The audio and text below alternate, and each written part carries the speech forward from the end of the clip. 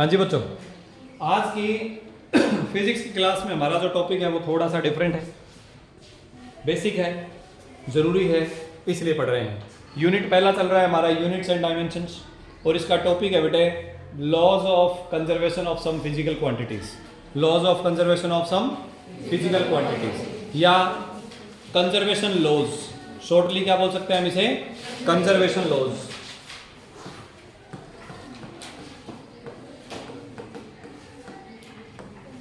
Conservation laws. अब conservation laws में conservation का मीनिंग क्या है? कंजर्वेशन का मीनिंग है बेटे किसी चीज का कांस्टेंट होना, किसी चीज का कांस्टेंट होना। क्लियर बात? अब हम कौन कौन से कंजर्वेशन लॉ पढ़ेंगे और क्यों पढ़ेंगे इसकी बात करते हैं। देखो बेटे, एक है law of conservation of charge, law of conservation of charge. दूसरा है law of conservation of energy, law of conservation of energy. तीसरा है law of conservation of linear momentum, बोलो law of conservation of linear momentum. और चौथा है बेटे law of conservation of angular momentum. शाबाश। इन चारों को हम क्यों पढ़ेंगे पहले वो सुन लो। इसको पढ़ने का कारण ये है कि चारों लॉ जो हैं कंजर्वेशन लॉज वो फिजिक्स के बेसिक लॉज हैं, और एक प्रकार से अगर मैं यूं कहूं कि पूरी यूनिवर्स को गवर्न करते हैं। गवर्न करना यानी सरकार चलाना, उस पर शासन करना, यानी यूनिवर्स को चलाने का काम करते हैं, तो ये गलत नहीं होगा। Is it okay? तो ये चारों लॉज यूनिवर्स को चलाने में रोल प्ले करते हैं, इसलिए ये हमें पढ़ना बहुत जरूरी है। एक बात और मैं आप बच्चों को बता दूं कि ये लॉ यहाँ पर इसलिए डालें क्योंकि ये बेसिक लॉज हैं, लेकिन ये फिजिक्स में दोबारा फिर आएंगे। Law of conservation of energy चौथी यूनिट में आएगा, वर्क पावर एनर्जी पढ़ेंगे हम जब 11वीं क्लास में। Law of conservation of charge जो है वो हम 12th क्लास में डिस्कस करेंगे। Law of conservation of linear momentum and angular momentum हम 11वीं क्लास की जो पहला फिजिक्स का पार्ट है एक बार 5वीं यूनिट में डिस्कस करेंगे, शायद दूसरी या तीसरी यूनिट में भी डिस्कस करेंगे। ठीक बात हुई? तो ये चारों लॉज एक बार हम यहाँ डेफिनेशन पढ़ लेते हैं, और इसकी डिटेल स्टडी जब इनकी बारी सिलेबस में आएगी हम तब करेंगे। क्लियर? तो पहले कंजर्वेशन लॉ पर चलते हैं। सबसे पहला law of conservation of energy. दूसरा कौन होगा? Law of conservation of charge. तीसरा कौन होगा? Law of conservation of linear momentum. और चौथा कौन होगा? Law of conservation of angular momentum. अब पढ़ लें क्या एक एक करके सारे?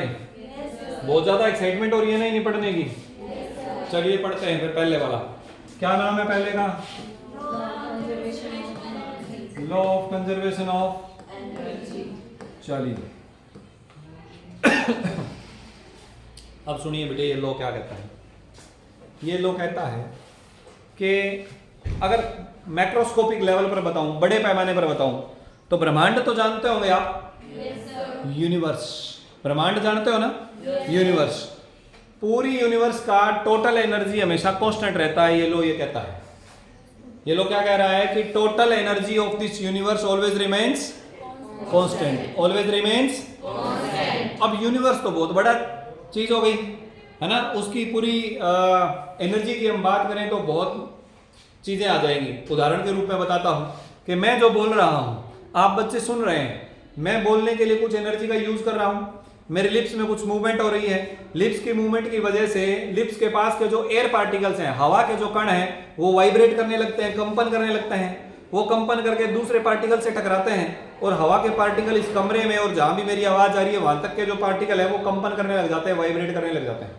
वाइब्रेट करके हमारे कान के डायफ्राम से टकराते हैं, फिर वो वाइब्रेट करता है, वो वाइब्रेट करके एक इलेक्ट्रिकल सिग्नल जनरेट करता है, वो सिग्नल ब्रेन में जाता है, फिर ब्रेन समझता है कि फिजिक्स वाले सर क्या पढ़ा रहे हैं। बोलो बात समझ आएगी नहीं?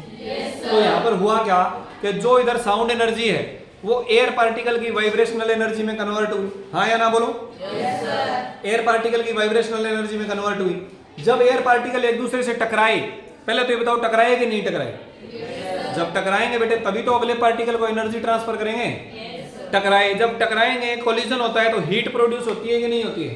इसका मतलब कुछ एनर्जी हीट में कन्वर्ट हो गई। और फिर ऐसे चलते चलते आपके ईयर डायाफ्राम से पार्टिकल टकराए तो कुछ एनर्जी आपके कान के डायाफ्राम की वाइब्रेशनल एनर्जी में कन्वर्ट हो गई, फिर वो आगे इलेक्ट्रिकल एनर्जी में कन्वर्ट हो गई। तो एनर्जी क्या करती रहती है बेटे, आगे से आगे कन्वर्ट होती रहती है। Is it okay? ठीक इसी प्रकार जब हम पंखा चलाते हैं तो इलेक्ट्रिकल एनर्जी देते हैं, इलेक्ट्रिकल एनर्जी से फैन चलता है तो उसमें मैकेनिकल एनर्जी आ जाती है। क्या आ जाती है बेटे?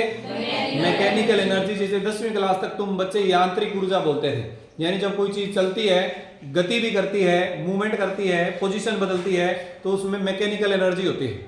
तो मैकेनिकल एनर्जी आ गई। पंखे को हाथ लगाए देखते हैं तो गर्म भी मिलता है, तो हीट एनर्जी भी आई। पंखा चलता है तो आवाज भी करता है, तो साउंड एनर्जी भी आई। पंखा चलता है और दीवार को अगर हम हाथ लगाएं तो हम फील करेंगे कि पंखा चल रहा है, तो दीवार में वाइब्रेशन हुआ, वाइब्रेशनल एनर्जी भी आई। हाँ या ना?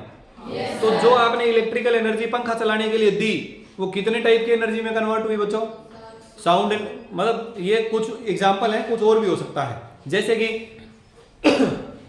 पहले वो मैकेनिकल एनर्जी में कन्वर्ट हुई और साउंड एनर्जी में कन्वर्ट हुई, हीट एनर्जी में कन्वर्ट हुई, दीवारों की और पास के पार्टिकल्स की वाइब्रेशनल एनर्जी में कन्वर्ट हुई, पंखे के चलने की वजह से जो हवा के कण हमारे से टकराते हैं उनकी मूवमेंट जो है उनकी काइनेटिक एनर्जी और वाइब्रेशनल एनर्जी में कन्वर्ट हुई। तो जो हमने इलेक्ट्रिकल एनर्जी दी, वो इलेक्ट्रिकल एनर्जी बहुत सारी प्रकार की एनर्जी में कन्वर्ट हो रही है। हाँ या ना बोलो? लेकिन खत्म नहीं हो रही है, वो एनर्जी खत्म नहीं होती है।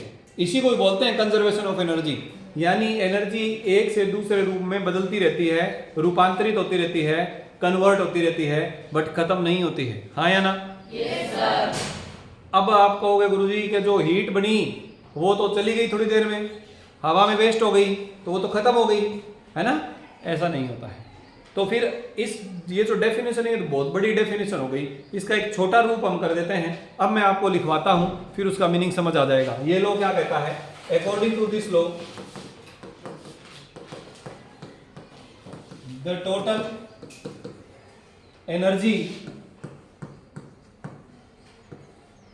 ऑफ द यूनिवर्स, और यूनिवर्स की जगह हम चाहें तो ये भी लिख सकते हैं an isolated system, an isolated system. या तो यूनिवर्स की टोटल एनर्जी या आइसोलेटेड सिस्टम की total energy always remains conserved, always remains conserved. Conserved या कांस्टेंट एक ही बात है। ये लोग कहता है कि इस यूनिवर्स की टोटल एनर्जी हमेशा क्या रहती है? कांस्टेंट। और यूनिवर्स की जगह हम चाहें तो एन आइसोलेटेड सिस्टम भी बोल सकते हैं। अभी आइसोलेटेड सिस्टम क्या होता है ये भी कम शब्दों में समझ लो। आइसोलेटेड सिस्टम 2, 4 या 10 जितनी भी बॉडी ले रखी है, जो एक दूसरे से या तो टकरा रही है या एक दूसरे को एनर्जी ट्रांसफर कर रही है किसी भी तरीके से, उनको छोड़ के बाकी जो बच गया वो है सराउंडिंग्स। तो सिस्टम और सराउंडिंग के बीच में अगर कोई आदान प्रदान ना हो एनर्जी का, तो इस प्रकार के सिस्टम को हम आइसोलेटेड सिस्टम कहेंगे, क्योंकि हम बात सिर्फ एनर्जी कर रहे हैं। तो आइसोलेटेड सिस्टम वो होता है बेटे, वो सिस्टम जिसका सराउंडिंग से कोई भी एक्सचेंज अलाउड ना हो। क्योंकि हम एनर्जी का लॉ पढ़ रहे हैं, इसलिए एनर्जी एक्सचेंज अलाउड नहीं होगा। आगे चलकर जब हम चार्ज का लॉ पढ़ेंगे तो चार्ज का एक्सचेंज अलाउड नहीं होगा, वहां भी हम आइसोलेटेड सिस्टम यूज करेंगे। क्लियर हुआ कि नहीं हुआ? ठीक है जी। तो ये हमारे पास है law of conservation of energy, law of conservation of energy. ठीक बात है ना? आगे बढ़े। दूसरा लॉ जो है law of conservation of charge. इसके एग्जांपल मैंने आपको अभी बताए कंजर्वेशन ऑफ एनर्जी के। अब हम कंजर्वेशन ऑफ चार्ज की बात करते हैं। Law of conservation of charge, ये लॉ क्या कहता है बच्चों? ध्यान दें, पहले वाला तो समझ आ गया होगा। कंजर्वेशन ऑफ चार्ज का लॉ ये कहता है कि भाई कोई आइसोलेटेड सिस्टम है। अब आपको ये तो पता चल गया आइसोलेटेड सिस्टम क्या होता है। क्या होता है बताओ, शाबाश। जिसका सराउंडिंग से कोई एक्सचेंज पॉसिबल ना हो। और सिस्टम किसे कहते हैं? Under observation, region under observation. वो जगह, उस जगह के अंदर बॉडी है तो बॉडी, या कोई और चीज है तो कोई और चीज, जिसका हम ऑब्जर्वेशन कर रहे हैं वो सिस्टम है। मान लो इस कमरे को हम ऑब्जर्व करें तो ये कमरा हमारा ऑब्जर्वेशन सिस्टम हो गया। अगर हम पानी की गिलास को ऑब्जर्व करें तो गिलास ऑब्जर्वेशन सिस्टम हो गया। तो वो होता है सिस्टम। सिस्टम को छोड़ दें, उसके बाद जो कुछ बच गया वो सब है सराउंडिंग। और सिस्टम और सराउंडिंग के बीच में अगर एक्सचेंज अलाउ ना किया जाए वो होता है आइसोलेटेड सिस्टम। कोई दिक्कत? तो अब हमारे पास हम क्या ले लेंगे, एक आइसोलेटेड सिस्टम ले लेंगे। अब ये लॉ कहता है कि अगर सिस्टम आइसोलेटेड है तो उसका टोटल चार्ज हमेशा कांस्टेंट रहता है, यानी ना ही तो उसका चार्ज कम होगा ना उसका चार्ज ज्यादा होगा, जितना है उतना रहेगा। हाँ, ये हो सकता है कि सिस्टम के अंदर आपस में बदल दिया जाए चार्ज, इधर से उधर चला जाए, उधर से कहीं और चला जाए। क्लियर और नॉट? नहीं समझ आ रही बात? नहीं आ रही? आ रही है, थोड़ी थोड़ी आ रही है, थोड़ी और आ जाएगी, कोई बात नहीं। देखिए law of conservation of charge लिखिए। According to this law the total charge of an isolated system always remains conserved. Always remains conserved. Conserve मतलब constant होना. The total charge of an isolated system always remains conserved. Is it okay to you all? Yes, sir. ठीक है जी। हाँ जी, system का total charge हमेशा क्या रहता है? कांस्टेंट रहता है। क्या मतलब बेटे इसके? अब मैं सबसे सिंपल तरीके से तुम्हें समझाने की कोशिश करता हूँ, इधर ध्यान दो। मान लेते हैं कि आपके पास कोई एक बॉडी है ए और कोई एक बॉडी है बी, ठीक बात है ना? और ये दोनों मिला के हमारा हो गया सिस्टम। ये हमारा सिस्टम है और सिस्टम को छोड़ के जो कुछ बच गया वो क्या है? सराउंडिंग। तो इसका मतलब पहली बात तो ये है कि आइसोलेटेड सिस्टम है तो सिस्टम और सराउंडिंग के बीच में कोई आदान प्रदान नहीं होगा। अब आगे बढ़ते हैं। मान लेते हैं कि ए जो है ना वो कुछ चार्ज बी को दे देता है। अगर पहले ए के पास चार्ज है Q1 और बी के चार्ज है Q2, ठीक है? तो टोटल चार्ज कितना है सिस्टम का? Q1 plus Q2। अब Q1 ने क्या किया, इस अपने वाले में से 2 माइक्रो कुलाम चार्ज का ऐसा यूनिट होता है बेटे, ठीक है? माइक्रो का मतलब होता है 10 की पावर -6, 10 की पावर -6। तो 2 माइक्रो कुलाम चार्ज ए ने किसको दे दिया? बी को दे दिया। अब ए के पास चार्ज कितना हो गया? Q1 - 2 micro कुलाम। और बी के पास कितना हो गया? Q2 + 2 micro कुलाम। हाँ या ना? जब इन दोनों को हम जोड़ेंगे क्या ये वापिस से Q1 + Q2 आ जाएगा? माइनस का 2 माइक्रो और प्लस का 2 माइक्रो गुलाम जुड़ के 0 नहीं हो जाएंगे क्या? तो वापिस से कितना हो गया? जितना पहले था उतना ही। बस यही है law of conservation of charge. Law of conservation of charge ये कहता है कि कोई एक आइसोलेटेड सिस्टम का टोटल चार्ज हमेशा फिक्स होता है, जितना पहले है उतना ही बाद में रहेगा। आपस में एक्सचेंज कर सकते हैं, कोई किसी को दे सकता है, कोई किसी से चार्ज ले सकता है। हम इसमें एक बॉडी और भी ले सकते हैं सी, एक बॉडी और भी ले सकते हैं सी। मान लेते हैं इसके ऊपर चार्ज था Q3। कितना चार्ज था? Q3। तो टोटल चार्ज कितना हो गया? इधर क्या कर देंगे? Q3 जोड़ देंगे और इधर 2 माइक्रो कुलाम आया और B से C के पास चला गया 3 माइक्रो कुलाम। B से C के पास कितना चला गया? 3 माइक्रो। और C से वापस A के पास चला गया मान लो 4 माइक्रो कुलाम। मानना ही है, हमने अपनी मर्जी से मान लिया।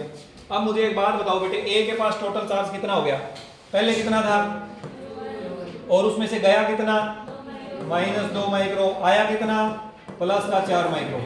ए का हिसाब कंप्लीट। बी पर चलते हैं। बी पर पहले कितना चार्ज था? Q2। आया कितना? 2 माइक्रो गुलाम। गया कितना? तो जो गया वो घटाना पड़ेगा, तो माइनस का 3 माइक्रो गुलाम। सी के पास टोटल चार्ज कितना? आया कितना? प्लस का 3। गया कितना? माइनस का 4 माइक्रो गुलाम। हाँ या ना? ये क्या बन गया? टोटल चार्ज बन गया हमारे पास। अब ध्यान देना बच्चों, माइनस का 2 माइक्रो और प्लस का 2 माइक्रो जुड़ के 0 हो गए। प्लस का 4 माइक्रो और माइनस का 4 माइक्रो जुड़ के 0 हो गए। और माइनस का 3 माइक्रो गुलाम और प्लस 3 माइक्रो गुलाम जुड़ के भी क्या हो गए? तो बताओ टोटल कितना बचा? तो बॉडी चाहे कम हो चाहे ज्यादा, इससे कोई फर्क नहीं पड़ता। चाहे यहाँ पर 3 की जगह 1000 बॉडी ले लो आप, कोई किसी को चार्ज देता रहे, कोई किसी से चार्ज लेता रहे, लेकिन टोटल चार्ज हमेशा क्या रहेगा? फिक्स रहेगा। क्यों? क्योंकि ना ही तो चार्ज नया बन सकता है, ना ही जो बना हुआ है वो डिस्ट्रॉय हो सकता है। हाँ या ना बोलो। किसी बच्चों को कोई दिक्कत तो नहीं है? क्या लॉ समझ आ गया? क्या डेफिनेशन लिख ली?